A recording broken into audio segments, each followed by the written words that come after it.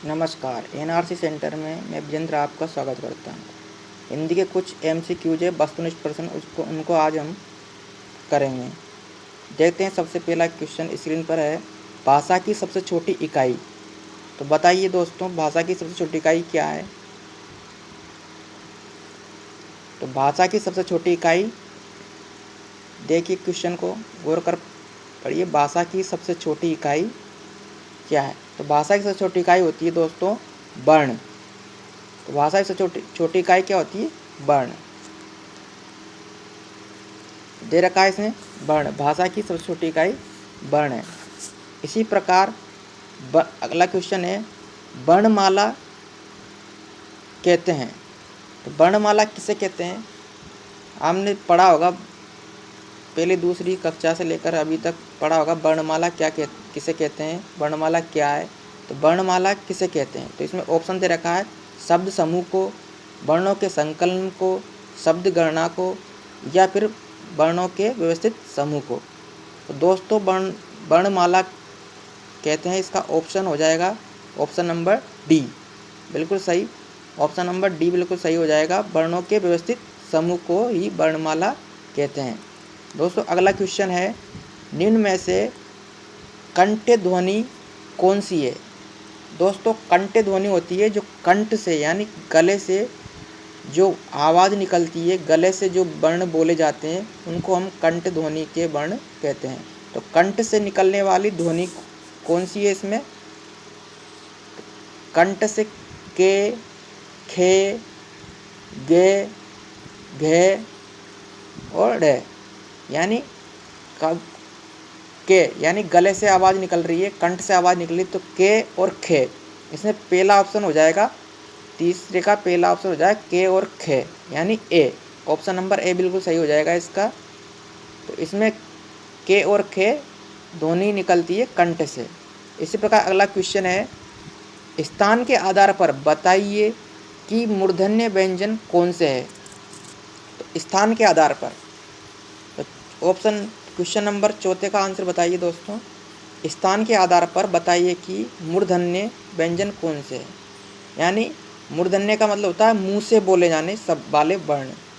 तो मूर्धन्य कौन सा हो जाएगा? चौथे का option number C. Option number C बिल्कुल सही हो जाएगा। डे और डे, यानी चौथे का आंसर सी बिल्कुल सही। अगला है क्वेश्चन नंबर 5, निम्न में से अल्प प्राण वर्ण कौन से है? तो अल्प प्राण दोस्तों देखो, के वर्ग, ते वर्ग, पे वर्ग, ने वर्ग और टे वर्ग, जितने भी वर्ग है 5 वर्ग, इनके जो पहले का अक्षर है अल्प प्राण होता है। पहला, तीसरा और पांचवा, ये क्या है? अल्प प्राण। तो पहला कौन सा है इसमें? के बाद में क्या आता? खे नहीं होगा। खे के बाद में गे। तो इसमें हो जाएगा क्वेश्चन नंबर 5 का option number B. Option number B में क्या दे रखा? के और गे, यानी पहला और पांचवा जो वर्ण है के और गे है, तो इसलिए इसका अल्प प्राण हो जाएगा ऑप्शन नंबर बी। तो क्वेश्चन नंबर है अगला नेक्स्ट, निम्न में से नासिक्य व्यंजन कौन से हैं? यानी नासिक्य का मतलब समझता है नाक से बोले जाने वाले व्यंजन। तो नाक से बोले जाने वाले व्यंजन कौन से हैं दोस्तों?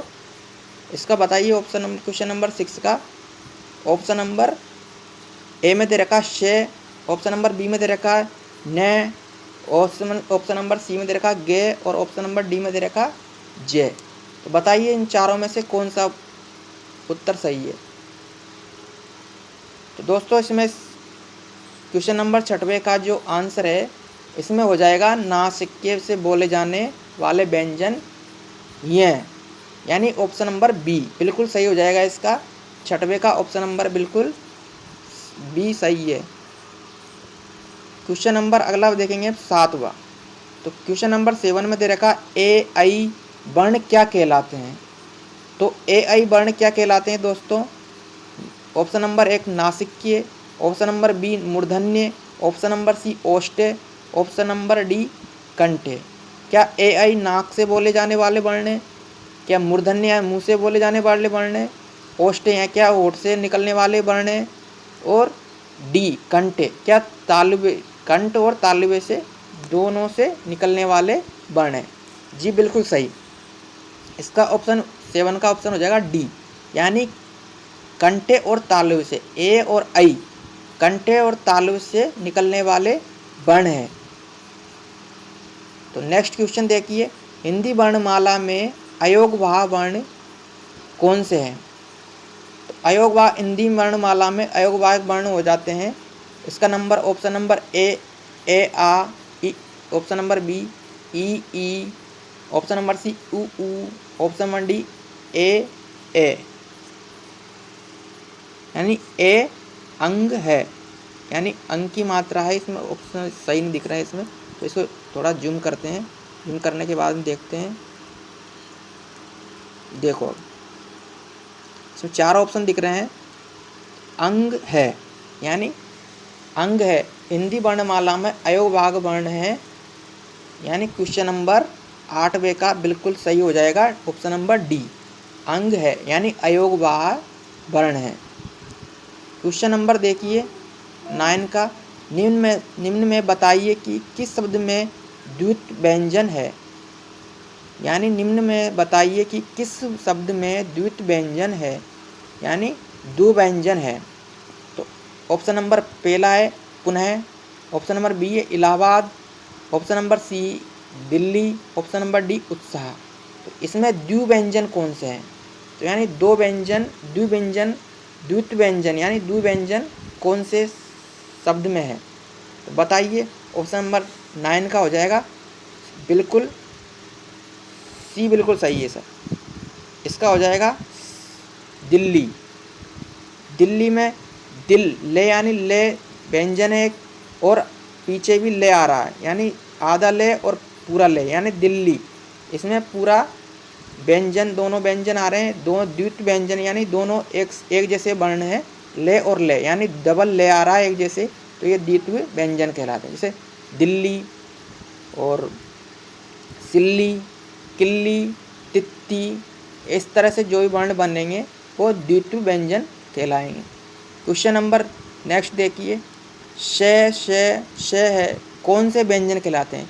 दोस्तों बताइए, से और श है कौन से व्यंजन है? क्या ऑप्शन नंबर ए प्रकंपी व्यंजन है, ऑप्शन नंबर बी स्पर्शी व्यंजन है, ऑप्शन नंबर सी संघर्षी व्यंजन है, और ऑप्शन नंबर डी स्पर्शी व्यंजन है। तो बताइए कौन से व्यंजन है?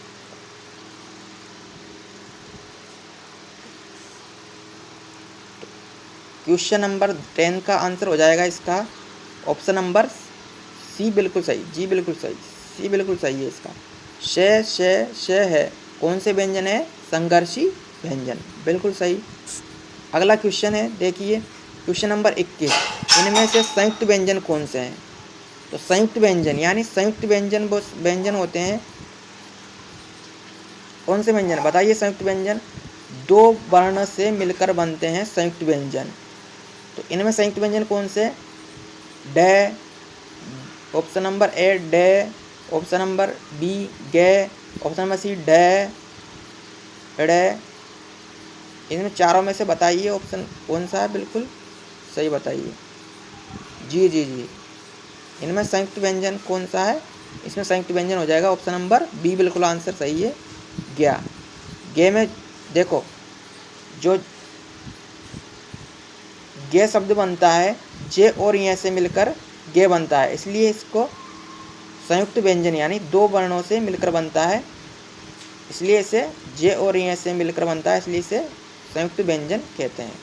अगला है क्वेश्चन नंबर 22, निम्न में से कौन सा वर्ण उच्चारण की दृष्टि से दंत्य नहीं है? उच्चारण की दृष्टि से यहाँ दांत से जो बोले जाने वाले शब्द है, दांत से ध्वनि निकलती है, वो कौन से नहीं है? तो बताइए इनमें से कौन सा सही है? क्या ते दांत से नहीं बोला जाता, ने नहीं बोल जाता, दे नहीं बोला जाता और टे नहीं बोला जाता? तो ऑप्शन नंबर 22 का बताइए क्या आंसर हो जाएगा? जी बिल्कुल 21 ये हमने पढ़ा था 10th के, सॉरी इसके बाद में